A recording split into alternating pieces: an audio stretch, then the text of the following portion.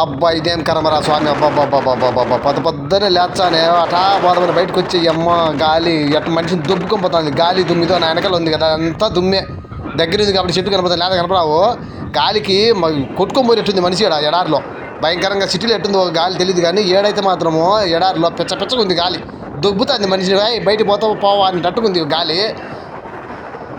ఏంటంటే ఇదంతా ఈ ఎడారిలో భయంకర గాలి లేచేటట్టుందంటే పిచ్చకుంటుంది. ముక్కలు లేకపోతే రోగాలు వచ్చాయి ఈ గాలికి. అట్టుంది గాలి. దుమ్ము అయితే భయంకరంగా లేచింది. నేను చెప్పడం మాత్రం వాళ్ళేందో శుక్రవారం మాత్రం భయంకరంగా గాలి ఉంటుందని చెప్పారు, కానీ శుక్రవారం లేదు. ఈరోజు ఉంది శనివారం. ఊంచుడిచ్చింది పొద్దున్న. ఇప్పుడు ఎంత 10, 9:30 అయింది. ఈ టైంలో గాలి ఊంచుడిచ్చింది. బయటికి పోతే సరే ఇదంతా గాలే. చూడండి మీరే దుమ్ము ఎంత ఉందో. గాలి లేదబ్బా దుమ్ము లేదంటారు కదా, అదంతా దుమ్మే. మీకు కనపడే దుమ్మే. ఈ దుమ్ములో కొట్టుకొని పోతాం మేము.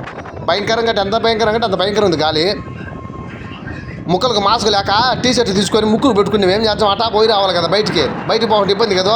పొద్దున్న లేచాను బయటికి పోద్దా, అందుకని పోతానమాట బయటికి. అప్పో గాలి సమ్మిడిచ్చాను స్వామి. ఏం గాలి స్వామి, ఏం గాలి స్వామి. కొట్టుకోపోతే పిల్లల్ని ఎత్తుకొని పోద్దేమో.